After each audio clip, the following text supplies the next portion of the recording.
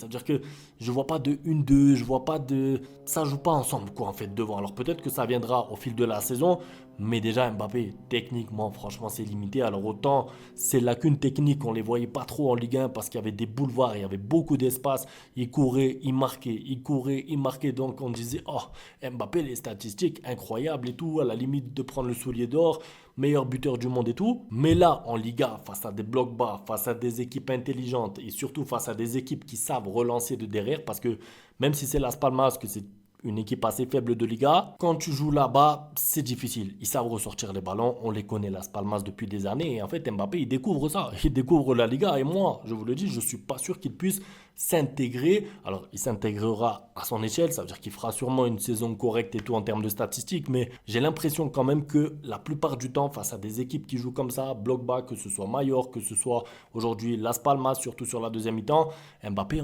il aura peu de poids dans le jeu, il aura peu de présence, en fait, il sert presque à rien. Alors, il sert parce que sur une action ou deux, ça reste Mbappé, il peut marquer, il peut se retourner, il peut accélérer, tu peux le lancer en profondeur sur une contre-attaque et tout, mais dans les petits espaces, je suis désolé, tu me mets une comparaison entre Benzema et Mbappé, il y a trois classes d'écart. Il y a trois classes d'écart en termes de niveau technique entre les deux. Donc en fait, quand tu avais l'habitude d'avoir un attaquant qui gravite et qui peut se retourner balle au pied, jouer en pivot, faire des 1-2, lancer Vinicius et que maintenant tu te retrouves avec Mbappé, c'est pas pareil. C'est pas pareil du tout. Et c'est pour ça que je vous disais, moi, au moment où Mbappé a signé, attendons de voir. Parce que moi, j'aime bien les compositions sur Twitter, sur voilà, la FIFA où tu me mets Rodrigo, Vinicius, Bellingham et tout.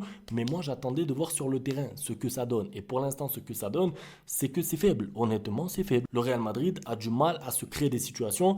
Le Real Madrid a du mal à se créer des occasions. Alors oui, l'absence de Bellingham, c'est vrai, mais surtout le départ de Kroos. Le départ de Kroos couplé à la baisse de niveau de Modric, parce que on n'est plus là sur le Modric d'il y a 3-4 ans. Hein. Même s'il était déjà un peu vieux, il avait quand même... Il apportait quelque chose au milieu de terrain. Là, il apporte quoi? Modric, le pauvre. Moi, je l'adore ce joueur. Il n'y a pas de problème. Mais il est en difficulté physique, techniquement c'est de plus en plus compliqué pour lui aussi. Tu dépends de Valverde en fait, c'est-à-dire que ton milieu de terrain le plus actif c'est Valverde. Tu imagines? C'est Valverde, il est très fort, mais il n'a pas le niveau technique qu'avait un Kroos ou qu'avait un Modric Prime pour trouver la passe qui va faire la différence. Donc en fait tu dépends de quoi? Tu dépends d'un centre de Carvajal, tu dépends d'un exploit individuel de Vinicius ou de Mbappé et ça devient trop compliqué. En plus de ça, tu prends des buts, donc tu concèdes l'ouverture du score. Il y a une occasion de Sandro aussi tout seul, il dribble Courtois, il a plus qu'à marquer. Alors je sais qu'elle est difficile, il est pied gauche et tout, mais d'ailleurs Sandro a fait un gros match. Ex-Barça, vous connaissez le show. Sandro, il a fait un gros match, d'ailleurs même plus gros match que Mbappé. Je disais ça sur Twitter, mais je le pense vraiment. Tu vois l'activité de Sandro, sans ballon, avec ballon, son apport, les appels dans la profondeur, les appels à vide, le contre-pressing, et tu me compares tout ça au match de Mbappé, Sandro a fait un meilleur match qu'Mbappé. Après bien sûr que le nom Mbappé numéro 9 Real Madrid et tout, c'est clairement plus vendeur.